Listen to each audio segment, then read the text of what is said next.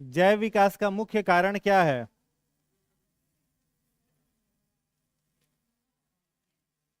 बताइए।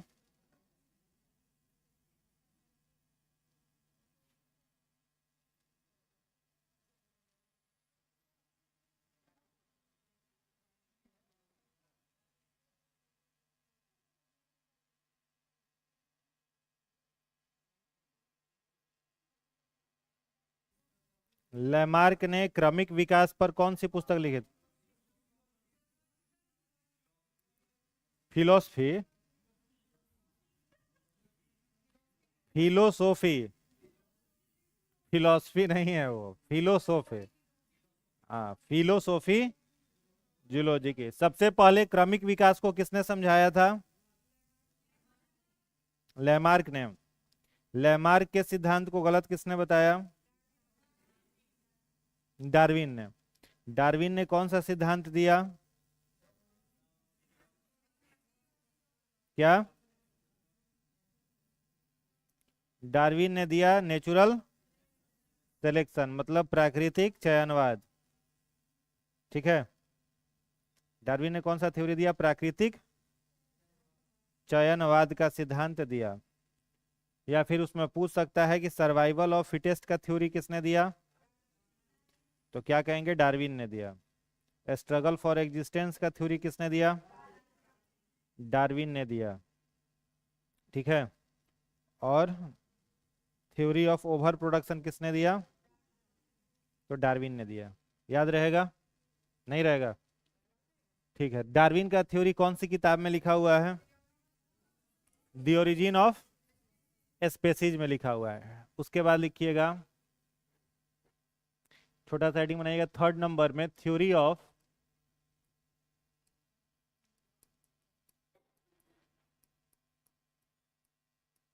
म्यूटेशन।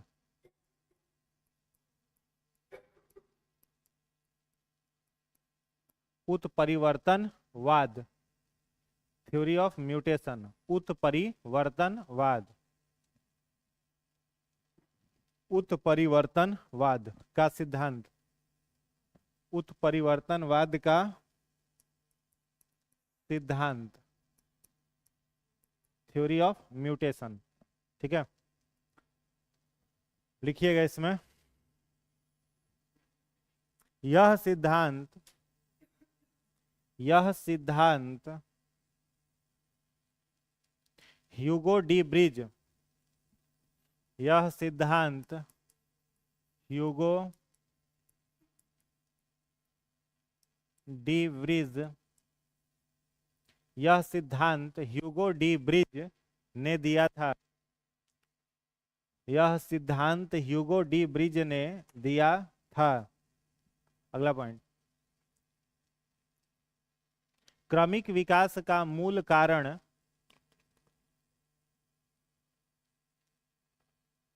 क्रमिक विकास का मूल कारण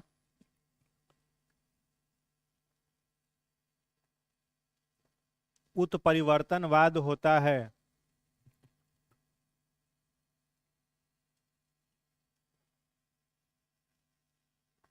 उत्परिवर्तनवाद होता है।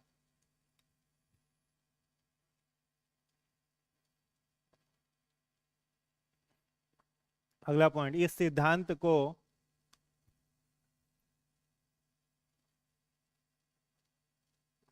क्रमिक विकास का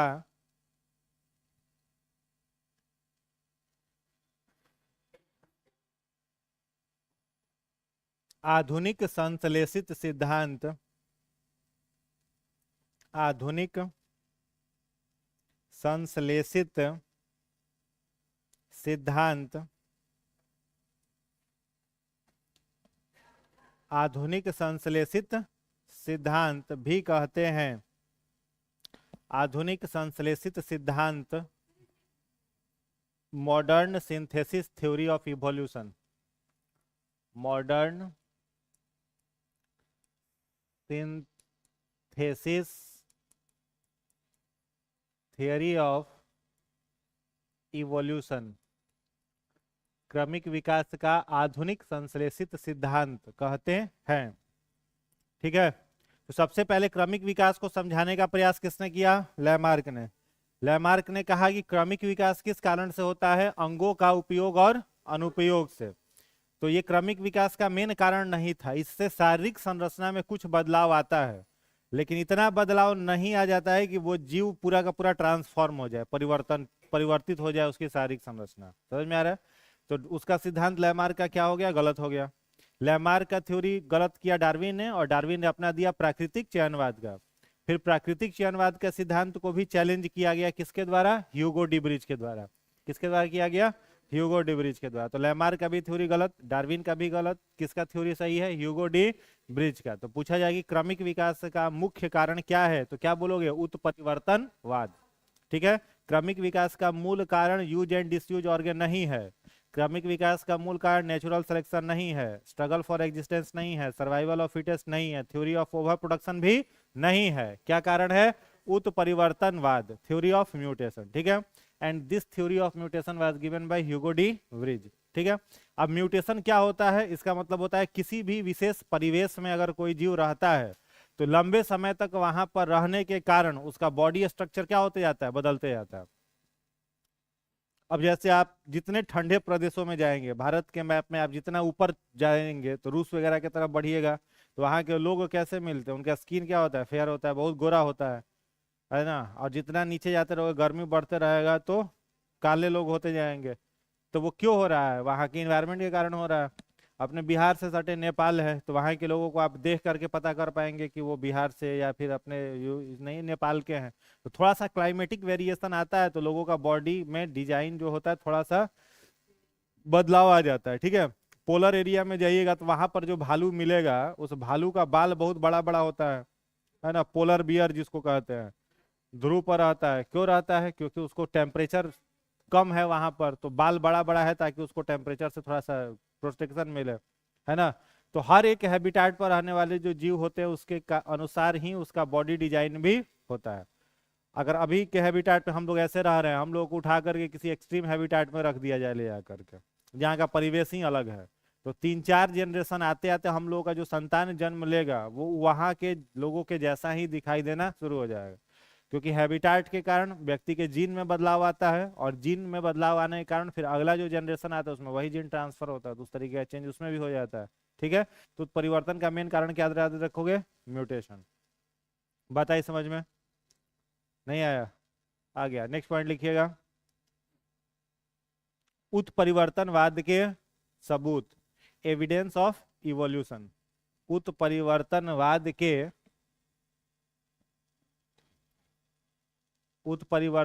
के सबूत।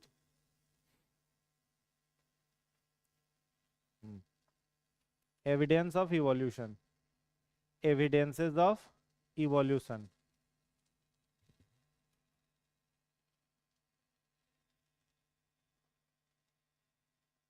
पहला लिखिएगा।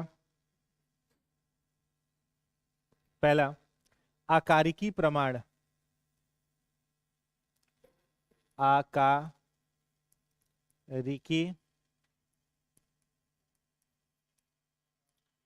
हाँ, आकारिकी प्रमाण, morphological evidence. Morphological evidence, morphological evidence, आकारिकी प्रमाण, इसमें लिखिएगा।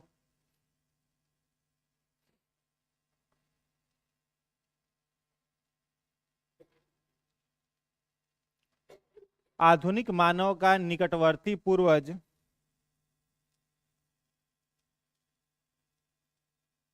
मानव का निकटवर्ती पूर्वज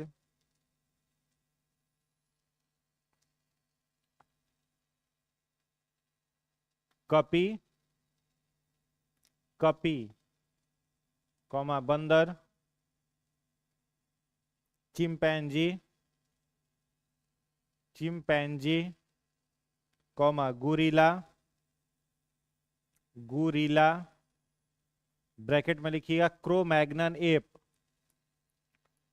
crow Magnon app, crow Magnon app है। क्योंकि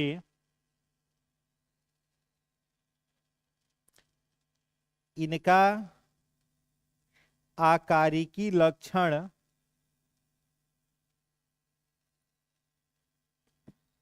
मनुष्य जैसा है।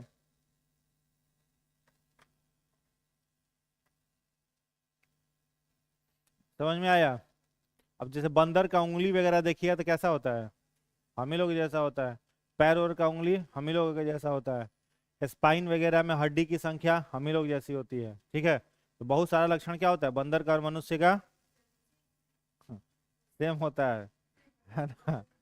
बहुत सारा लक्षण, लक्षण हम पूछे थे, लक्षण तो अलग होता है ना। लक्षण क्या होता है, अलग होता है। शरीर की आकृति क्या होती है, समान होती है। ठीक है, तो आकारिकी प्रमाण का मतलब मॉर्फोलॉजिकल, मॉर्फोलॉजी का मतलब क्या होता है, इनर स्ट्रक्चर की आउटर स्ट्रक्चर।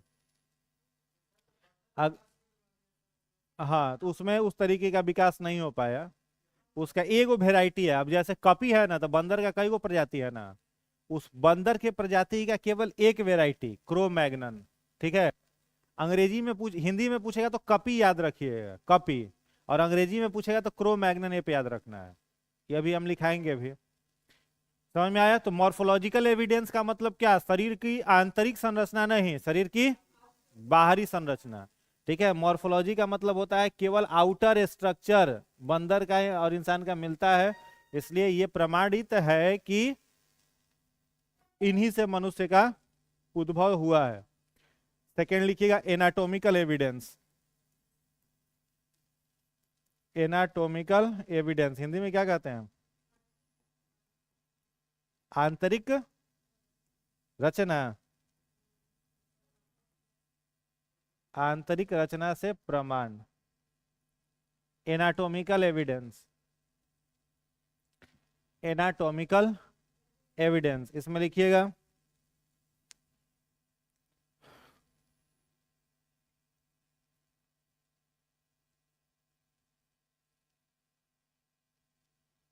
कि लिखाने की जरूरत है नहीं है, समझ जाओ बस।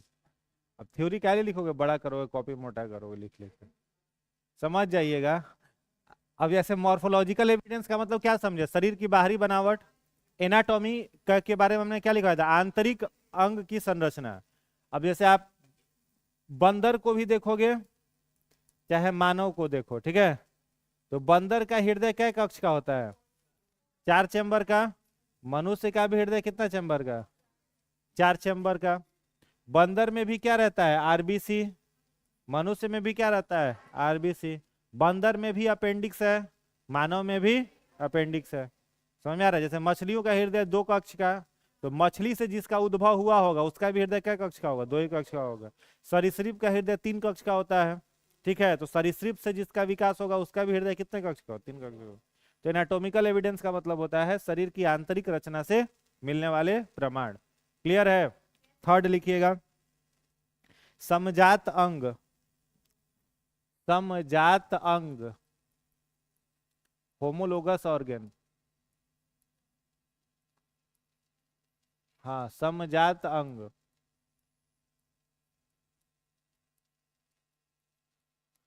Homologous organ. इसमें लिखेंगे वैसे अंग, वैसे अंग जिनकी संरचना समान होती है, जिनकी संरचना समान होती है किंतु कार्य भिन्न होते हैं।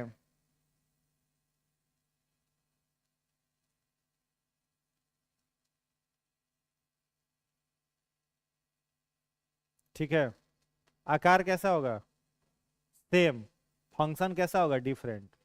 एग्जाम्पल लिखिएगा मानव, एग्जाम्पल में लिखिएगा मानव, मेढक, घोड़ा का अग्रपाद 4 लिम्स। मेढक, मानव, घोड़ा का अग्रपाद मतलब 4 लिम्स। अग्रपाद 4 limbs, FORELIMBS, 4 limbs. ठीक है, अब जैसे मनुष्य का अग्रपाद क्या है, उसका हाथ। मनुष्य का अग्रपाद क्या हो जाएगा, हाथ। घोड़ा का अग्रपाद उसका आगे वाला पैर। मेढक का भी अग्रपाद उसका आगे वाला पैर। तो मनुष्य का हाथ क्या मदद काम करता है, कोई सामान पकड़ना है आगे, ये सब में मदद करता है। ठीक है, घोड़े का अग्रपाद दौड़ने में मदद करता है, मेढक का अग्रपाद जंप करने में मदद करता है। ठीक है, लेकिन सबकी संरचना अगर देखोगे तो जो बोन मनुष्य के अग्रपाद में है, घोड़े के अग्रपाद में, मेढक के अग्रपाद में, सबका क्या है, स्ट्रक्चर सेम है। तो स्ट्रक्चर सेम हो गया, फंक्शन क्या हो गया, डिफरेंट, इसलिए उसको क्या कहेंगे हम लोग, होमोलोगस ऑर्गन। क्लियर हो गया। नेक्स्ट लिखिएगा एनालोगस ऑर्गन। एनालोगस ऑर्गन समरूप,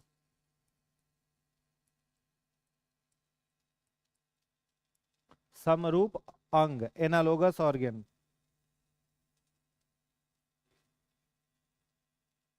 लिखिएगा, इनके कार्य समान होते हैं,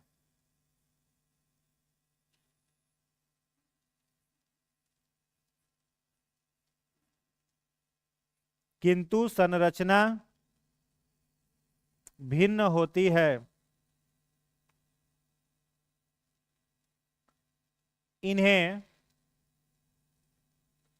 समजात अंग भी कहते हैं। समजात, हाँ, समजात अंग भी कहते हैं।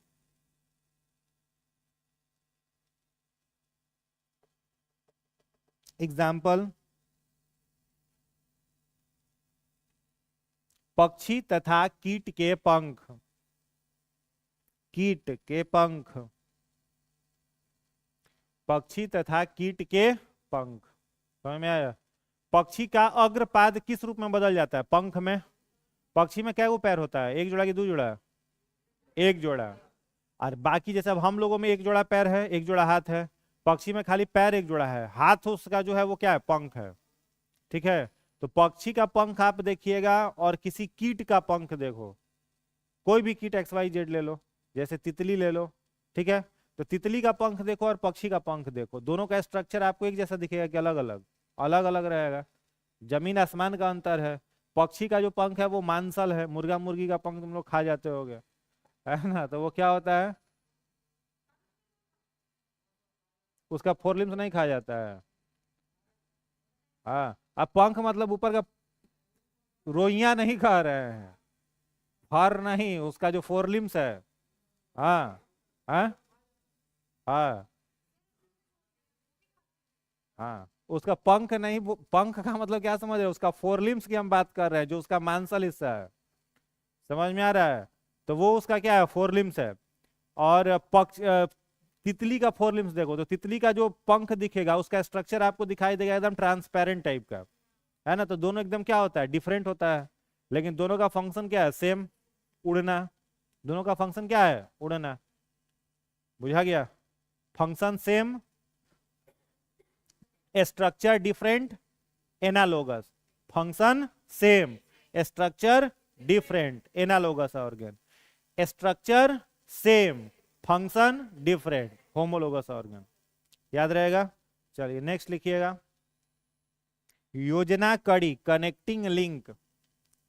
यो हाँ, इसी में नेक्स्ट है योजना कड़ी,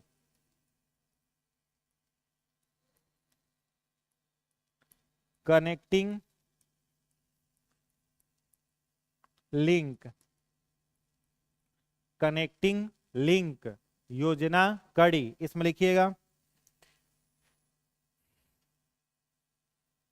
धीमे परिवर्तन होने के कारण, हाँ, धीमे परिवर्तन होने के कारण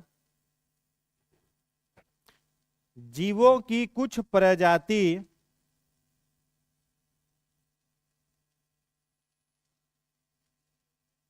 कुछ प्रजाति ऐसे विकसित हो जाती है, ऐसे विकसित हो जाती है जिसमें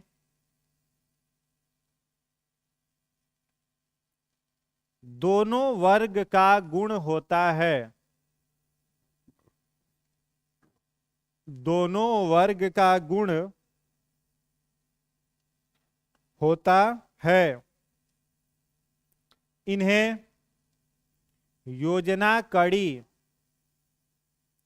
इन्हें योजना कड़ी कहते हैं।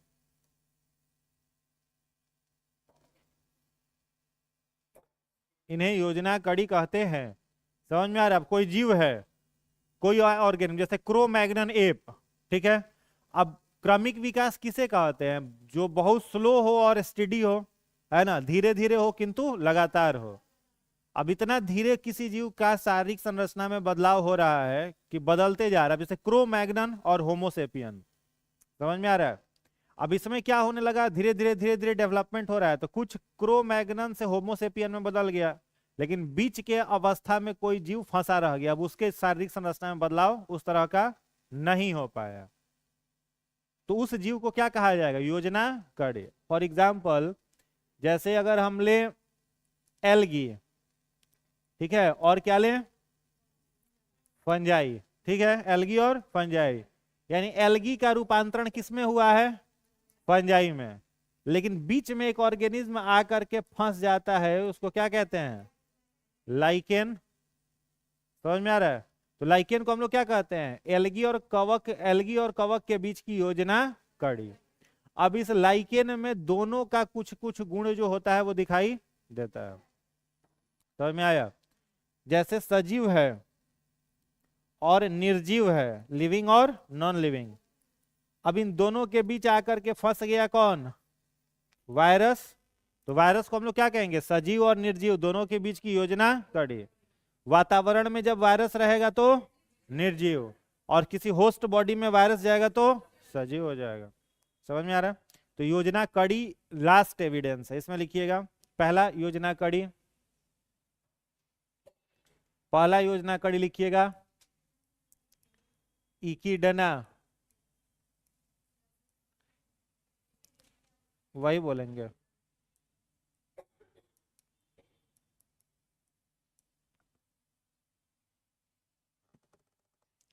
इसमें लिखिएगा, इस जीव का नाम है, इकिडना जो है वह जीव का नाम है।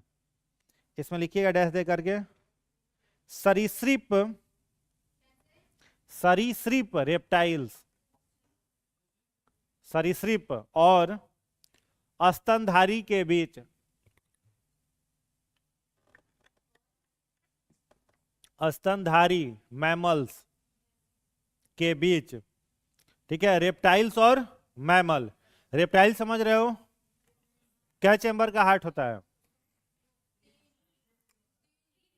3 चैम्बर का। कितने चैम्बर का? 3। जैसे सांप रेप्टाइल्स है, मगरमच्छ रेप्टाइल्स है ना, छिपकली रेप्टाइल्स है, गिरगिट रेप्टाइल्स है, कछुआ रेप्टाइल्स है। जो रेंग के चलता है वो रेप्टाइल सरीसृप। और स्तनधारी मैमल्स जो बच्चे को जन्म देता है। रेप्टाइल्स अंडा देते हैं और मैमल्स बच्चे को जन्म देते हैं। कौन सा मैमल, हाँ मगर कौन सा ऐसा मैमल है जो बच्चे को जन्म नहीं देता, अंडा देता है? लिखाए हैं तुम लोगों को। ऑस्ट्रिच, ऑस्ट्रिच मैमल है। कौन सा ऐसा मैमल है जो ऑस्ट्रिच मैमल है? प्लेटिपस। कई बारी क्वेश्चन रिपीट, बार बार रिपीट किया है। कौन सा ऐसा स्तनधारी, हाँ, जो बच्चे को जन्म नहीं देता है? क्या देता है? अंडा देता है। हाँ, प्लेटिपस, PLATYPUS, PLATYPUS, प्लेटिपस। ठीक है, तो इकिडीना किसके बीच का हो गया? इकिडीना का विकास देखो, जो भी योजना कड़ी है ना, उस योजना कड़ी का कभी विकास नहीं होता है, बहुत ज्यादा डेवलप उसका बॉडी नहीं होगा। कई योजना कड़ी जो होता है वो क्या हो जाता है? खत्म भी हो जाता है, समाप्त भी हो जाता है। 2-3 है जैसे समाप्त हो गया, इकिडीना है अभी। तो सरीसृप और इसके बीच में सेकेंड लिखिएगा क्या? बस हो गया। सरीसृप और स्तनधारी के बीच का योजना कड़ी है, हाँ, इकिडीना। नेक्स्ट लिखिएगा आर्कियोप्टेरिक्स,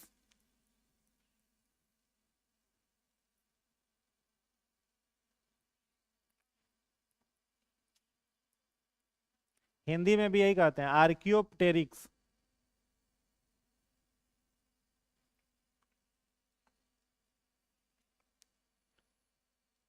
इसमें लिखिएगा सरीसृप और पक्षी के बीच, सरीसृप माने रेप्टाइल्स, सरीसृप और पक्षी के बीच।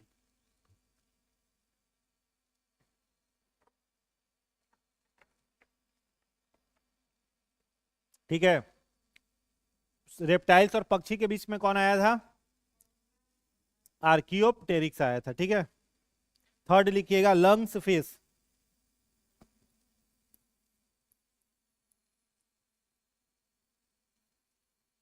मतलब फेफड़े वाली मछली। सारे मछलियों में क्या होता है? गलफड़। इसमें क्या था? फेफड़ा। विलुप्त हो गई है नहीं अभी ये। डैश दे करके लिखिएगा।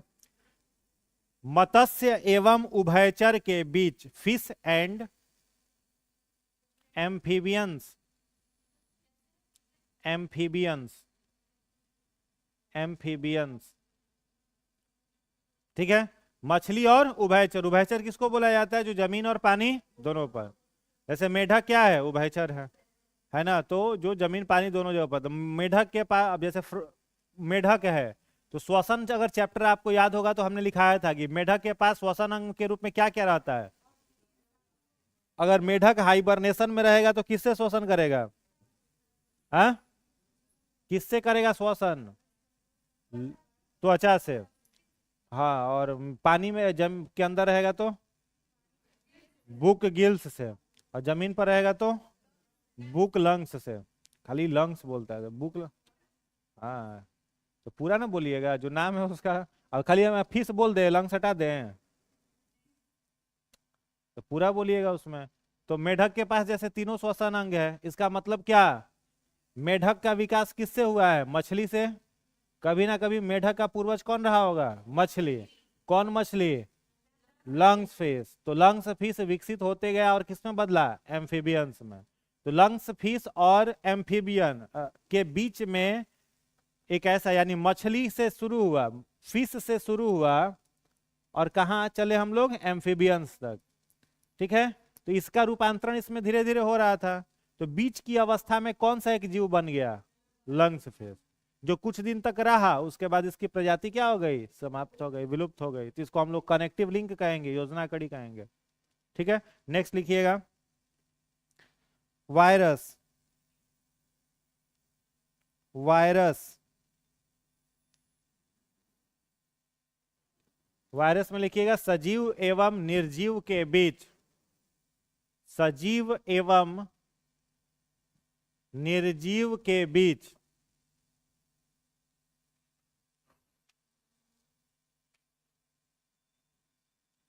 हो गया। उसके बाद लिखिएगा फिफ्थ में युगलीना, युगलीना। इसमें लिखिएगा पौधा तथा प्राणियों के बीच, पौधा तथा प्राणियों के बीच। युगलीना भी है। ठीक है, युगलीना का मतलब क्या है समझ रहे हो? और मोटाइल ऑर्गेनिज्म है, इट कैन बी लोकोमोट। समझ में आ रहा है? लेकिन भोजन किस विधि से बनाएगा? प्रकाश संश्लेषण से। इसके पास क्या होता है? क्लोरोफिल। नहीं समझ में आया? जंतु के तरह यह बिहेव करेगा, लेकिन भोजन किसके द्वारा बनाएगा? प्रकाश संश्लेषण के द्वारा बनाएगा। तो प्रकाश संश्लेषण सिर्फ कौन करता है? पौधे ही ना करते हैं। तो पौधा और जंतु का दोनों का गुण आ गया कि नहीं आ गया इसमें? ठीक है, इसलिए इसको क्या कहा जाएगा? युगलीना को। जंतु और पादप के बीच की योजना कड़ी। नेक्स्ट लिखिएगा प्रोटोएस्पोरेंजिया, प्रोटोएस्पोरेंजिया।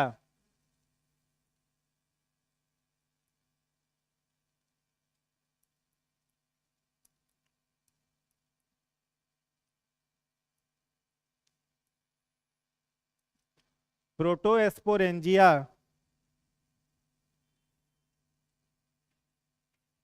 इसमें लिखिएगा प्रोटोजोआ और पोरीफेरा, प्रोटोजोआ और पोरीफेरा के बीच,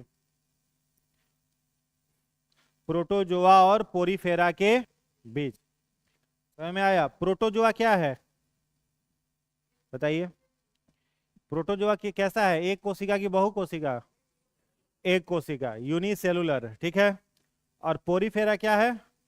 बहु कोशिकीय। बहु कोशिकीय में इसका विकास कहां तक हुआ है? टिश्यू लेवल तक। इसका विकास कहां तक हुआ है? सेल लेवल तक। इसका विकास टिश्यू लेवल पर। पूछा जाए अंग है इसमें पोरीफेरा में, तो क्या बोलिएगा? नहीं है। केवल विकास कहां तक हुआ? टिश्यू तक। लेकिन टिश्यू तक हो गया विकास तो बहु कोशिकीय कहलाएगा ना, और इसका टिश्यू तक नहीं हुआ तो ये एक कोशिकीय है। अब जैसे प्रोटोजोआ के एग्जाम्पल पूछे तो मलेरिया किससे होता है? प्लाज्मोडियम से। तो प्लाज्मोडियम एक प्रकार का क्या है? प्रोटोजोआ है। समझ में आया? मसूड़ा में इन्फेक्शन हो जाता है, उसको क्या बोला जाता है? पायरिया। तो पायरिया किससे होता है? एंट अमीबा जिंजीबेरी से डिजीज में पढ़ाए हैं, तो वो क्या है? प्रोटोजोआ है। समझ में आ रहा है? किसी को पेचिस हो गया, डिसेंट्री, एंट अमीबा हिस्टोलिटिका से, वो क्या है? प्रोटोजोआ। समझ में आ गया? पोरीफेरा एनिमल किंगडम का पहला फाइलम है। इसमें सिर्फ एक जीव आता है जिसको स्पॉन्ज कहा जाता है। क्या बोला जाता है? स्पॉन्ज। स्पॉन्ज क्यों कहा जाता है? क्योंकि इसका पूरा शरीर गद्देदार होता है। पूरे शरीर में इसके छिद्र छिद्र होते हैं, सारे शरीर में छिद्र रहते हैं, इसलिए इसका नाम क्या है? पोरीफेरा। एक छिद्र को ऑस्टिया कहते हैं और एक को ऑस्कुलम कहते हैं। ऑस्टिया से इसके शरीर में पानी प्रवेश करता है, ऑस्कुलम से शरीर से पानी बाहर निकलता है। ये समुद्री जीव है। तो पोरीफेरा जब प्रोटोजोआ से पोरीफेरा, इस बीच में जब ट्रांसफॉर्मेशन हो रहा था तो बीच की अवस्था में कौन आया था? प्रोटोस्पोरेंजिया। बात आई समझ में? नेक्स्ट लिखिएगा नियोप्लिना।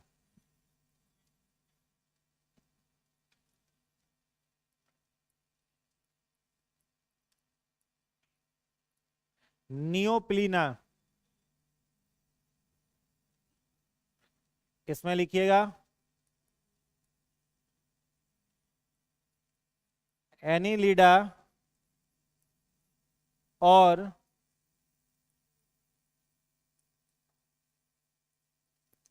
मोलस्का के बीच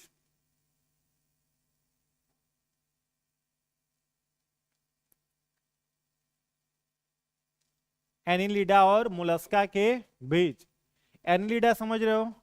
एनीलिडा वैसे जीव होते हैं जिनका त्वचा बहुत मुलायम होता है और सेगमेंटेड होता है। त्वचा कैसे एनिमल किंगडम में पढ़ेंगे? त्वचा होगा कैसा? सॉफ्ट और सेगमेंटेड। जैसे एनीलिडा में ही कौन आता है? कौन आता है? केचुआ। और कौन आता है? जोंक। ठीक है, तो त्वचा इसका कैसा होता है? मुलायम होता है, सेगमेंटेड होता है। सेगमेंट का मतलब मान लो ये केचुआ है, तो केचुआ का लोकोमोशन कैसे होता है? पहले इतना दूर के त्वचा को क्या करेगा? आगे बढ़ाएगा, और फिर इसको जैसे ही रिलैक्स करेगा तो पीछे का त्वचा वो आगे खींचा जाएगा। यानी कई सारे सेगमेंट्स में इसका बॉडी होता है। ठीक है। मोलस्का में कौन आता है? सीप, सीपिया, ऑक्टोपस। घोघा किस में आएगा? मोलस्का में। ऑक्टोपस किस में आएगा? मोलस्का में। शंख किस में आएगा? मोलस्का में। समझ में आ गया? तो एनीलिडा से मोलस्का में जब ट्रांसफॉर्मेशन हो रहा था तो बीच में कौन आया था? नियोप्लिना आया था। नेक्स्ट पेरिपेट्स।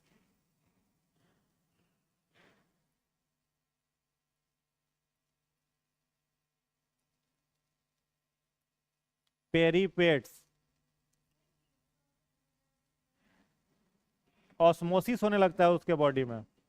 केचुआ पर भी नमक डालिएगा तो डेथ, मर जाएगा वो, और जोख पर भी डालिएगा तो मर जाएगा। उसके बॉडी में परासरण होने लगता है, ऑस्मोसिस, इस कारण से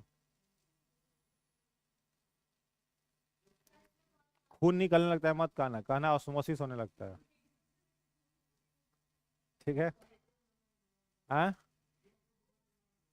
हाँ, अब जैसे त्वचा पर पकड़ लेता है तो जोख बहुत खतरनाक होता है। त्वचा पर जहां पर वो पकड़ेगा ना, उतना दूर के त्वचा को शून्य कर देता है। जैसे हाथ में मान लो पकड़ लिया तो उसके सिलाइवा, उसके मुंह से एक ऐसा रसायन निकलेगा जो उतना दूर क्या करेगा? शून्य कर देगा। वो पकड़ के खून आपका चूस रहा है, आपको पता नहीं चलेगा, दर्द का अनुभव नहीं होता है। हाँ?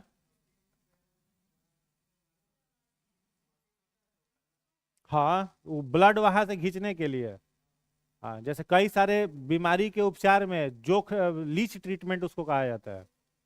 बाल ओल में उगाने के लिए लीच ट्रीटमेंट किया जाता है। हाँ, घाव उगाने में वहां पर जोक वोक लगाया जाता है, वहां के खराब खून को वो क्या करता है, पूरा सक कर लेता है। ठीक है, क्या लिखे? पेरिपेट्स, इसमें लिखिएगा एनीलिडा और ऑर्थोपोडा के बीच। एनीलिडा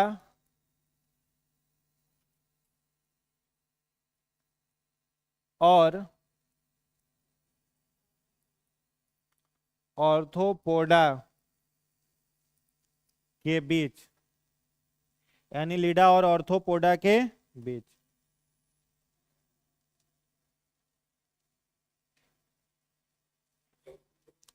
ठीक है, एनीलिडा समझ गए, जोक केचुआ। ऑर्थोपोडा का मतलब क्या होता है? कीट। इसका नाम ऑर्थोपोडा रखा गया क्योंकि इसमें किसको रखते हैं? कीट को। ऑर्थो वर्ड जो है ना, इसका मतलब होता है ज्वाइंटेड, जुड़ा हुआ, ज्वाइंटेड। और पोडा का मतलब होता है पैर। तो जो भी ऑर्थोपोड्स होते हैं, इनकी विशेषता होती है कि इनमें 3 जोड़ा पैर होता है। कितना पैर होता है? 3 जोड़ा। इसीलिए इनको क्या बोला जाता है? ऑर्थोपोड्स बोला जाता है, कीट, इंसेक्ट्स। क्वेश्चन आता है ना कि मकड़ी जो है वो कीट क्यों नहीं है, तो मकड़ी में 4 जोड़ा पैर होता है। कितना पैर होता है? 4 जोड़ा, इसीलिए मकड़ी कीट नहीं है। तो मकड़ी जो है कीट नहीं है, बाकी जितने ऑर्थोपोड्स में कीट आएंगे वो कितने जोड़े पैर वाले होंगे? 3। क्लियर? नेक्स्ट होगा ब्लैनोग्लोसस। लास्ट लिखिएगा।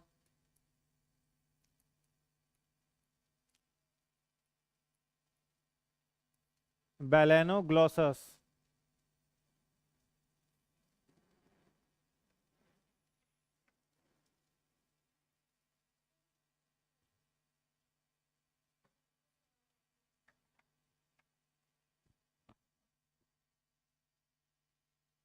ब्लैनोग्लोसस हो गया।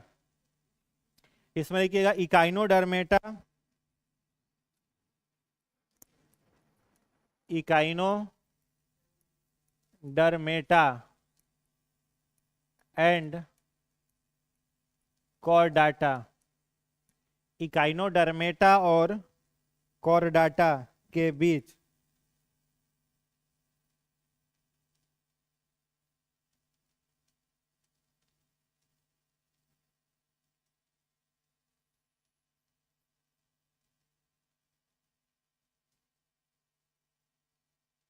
हो गया।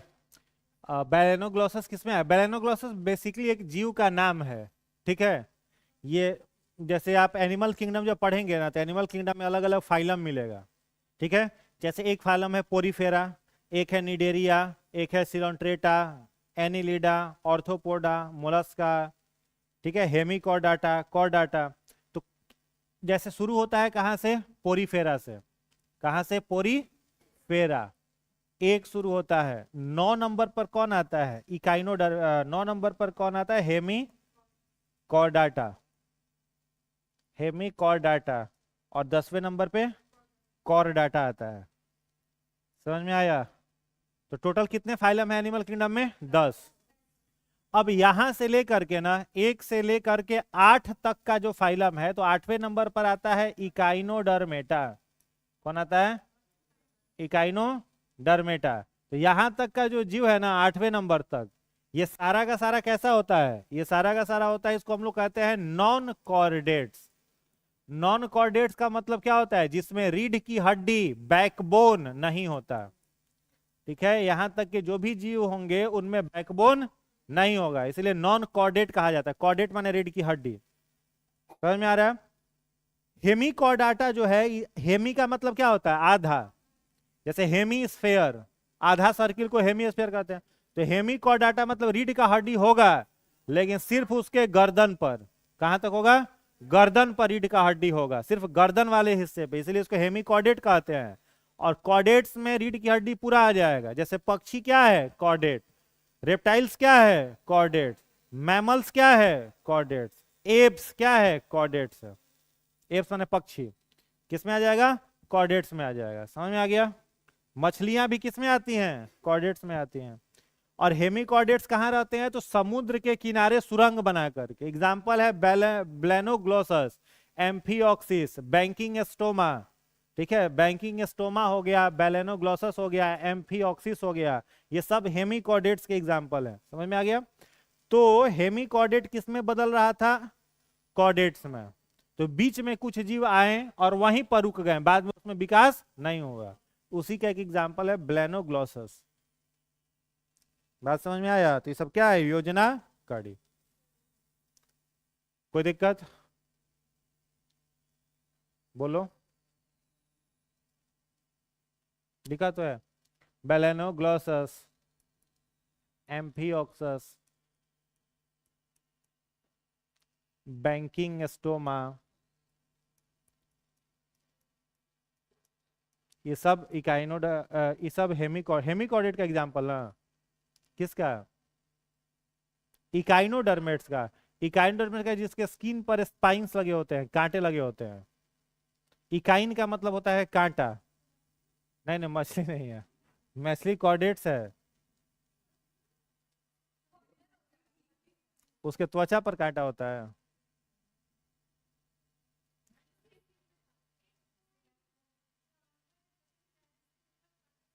हाँ, वो सब आएगा इकाइनोड।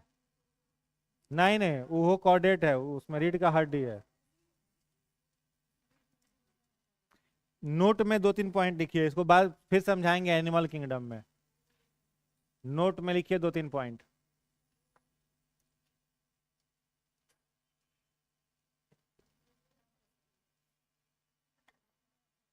नोट का पहला पॉइंट लिखिएगा, पूरा जीवी महाकल्प।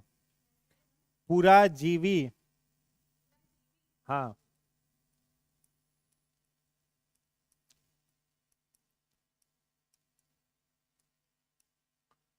पूरा जीवी महाकल्प, पैलेकोजोइक एरा।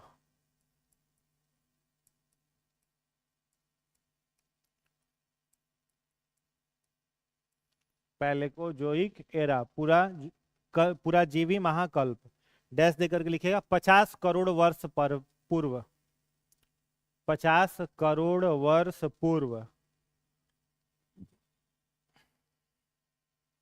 ठीक है, आज से 50 करोड़ साल पहले पृथ्वी की उत्पत्ति कैसे साल पहले हुआ था? पृथ्वी का उत्पत्ति आज से कैसे साल पहले हुआ था? 4.5 अरब साल पहले। 4.5 अरब साल पहले किसका उत्पत्ति होता है? पृथ्वी का। पृथ्वी पर जीवन आज से कितना साल पहले आया? 2.5। 2.5 अरब साल पहले क्या आया? पृथ्वी पर जीवन आया। आपने क्या लिखा? 50 करोड़ साल पहले धरती पर जो जीव रहते होंगे वो किस युग के जीव होंगे? पूरा जीवी महाकल्प, पैलेकोजोइक एरा के जीव होंगे। बात आई समझ में? सेकंड लिखिएगा, मेजोजोइक एरा, मध्यजीवी महाकल्प। मध्यजीवी महाकल्प अंग्रेजी में कहते हैं मेजोजोइक एरा।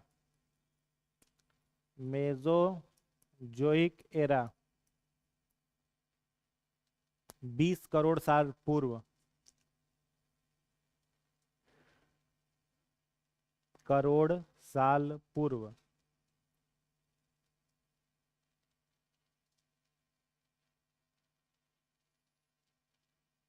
पचास करोड़ साल पहले पूरा जीवी, 20 करोड़ साल पहले मध्य जीवी, मेजोजोइक। थर्ड लिखिएगा, नूतन जीवी महाकल्प। नूतन, नूतन, नूतन जीवी महाकल्प, सीनोजोइक एरा। सीनोजोइक एरा, नूतन जीवी महाकल्प। नूतन माने नया, नूतन जीवी महाकल्प, सीनोजोइक एरा 6 करोड़ साल पूर्व। हाँ, 6 करोड़ साल पूर्व।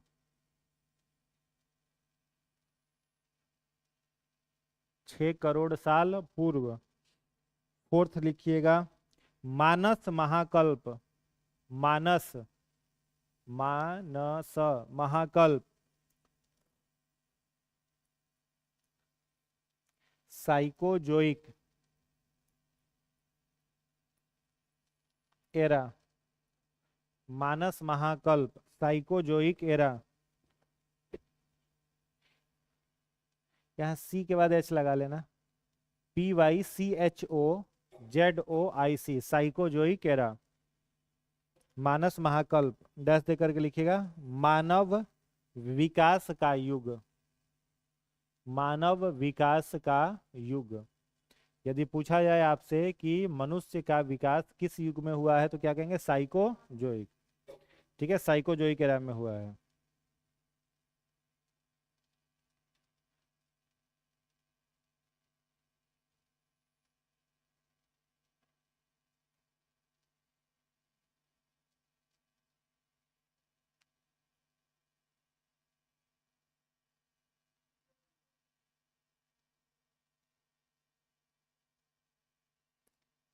नोट का नेक्स्ट पॉइंट लिखिएगा। नेक्स्ट पॉइंट टोटल कितना हुआ? 4 हुआ ना। 5वां लिखिएगा। मानव के विकास का क्रम निम्न है।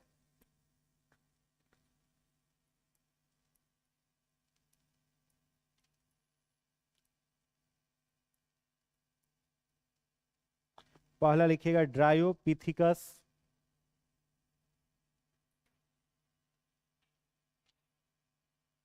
ड्रायोपिथिकस। सेकंड रामा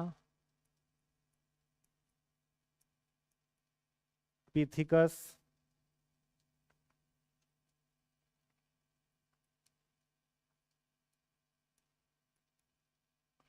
ऑस्ट्रिलो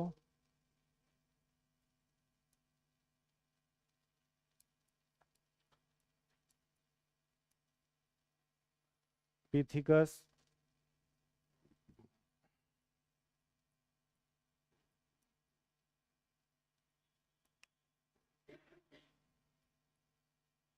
होमो इरेक्टस।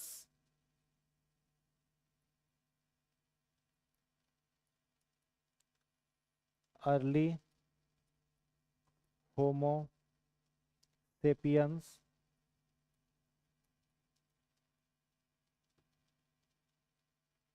निएंडरथल।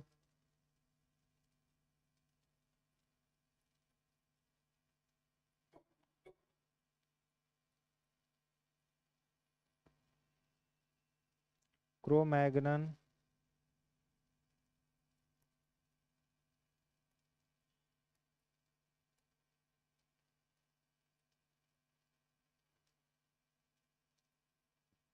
और मॉडर्न मैन या फिर होमो सेपियंस।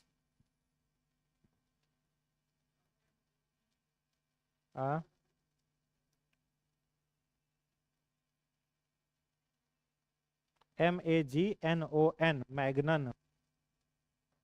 तो कई बार लिखोबे किए हैं। क्रोमैग्नन।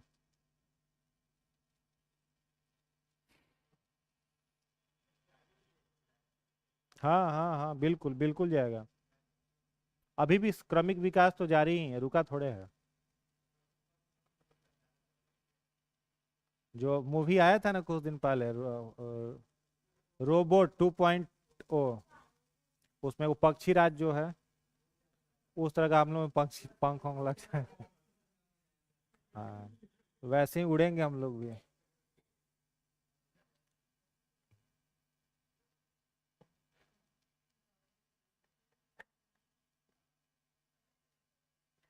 हो गया? कितना हो गया टोटल? 8। लास्ट लिखिए 9, वेस्टिजियल ऑर्गन।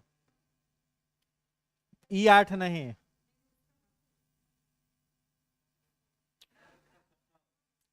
छठा होगा ना, 6।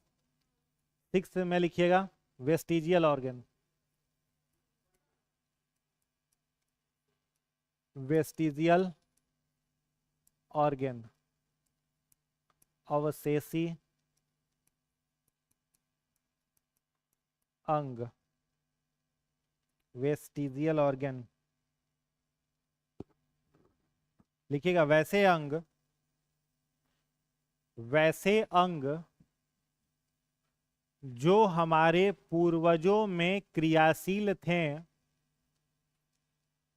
वैसे अंग जो हमारे पूर्वजों में क्रियाशील थे, परंतु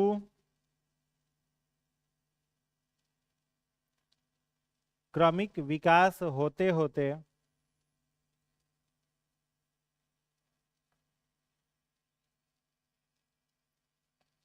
अनुपयोगी एवं निष्क्रिय हो जाते हैं।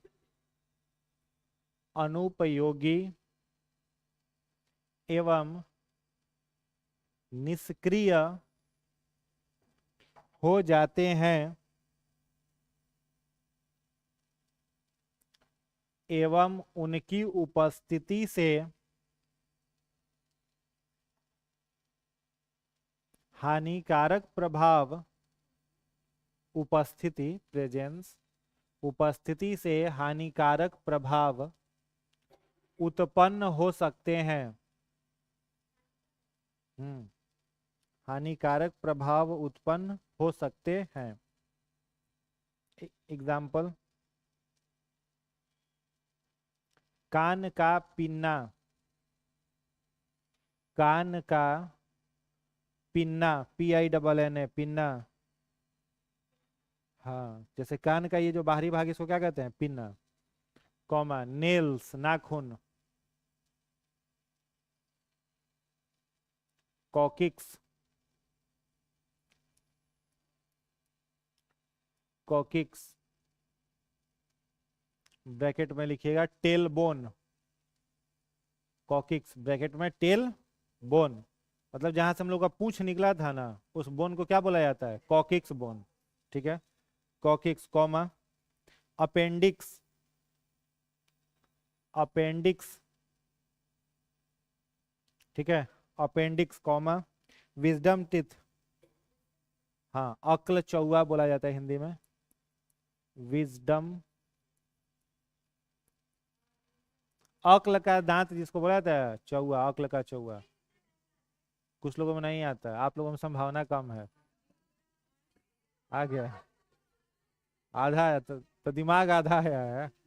जब दिमाग हाँ, तो दिमाग पूरा जैसे जैसे आएगा ना, वैसे वैसे विजडम टीथ आएगा। अक्ल चौवा।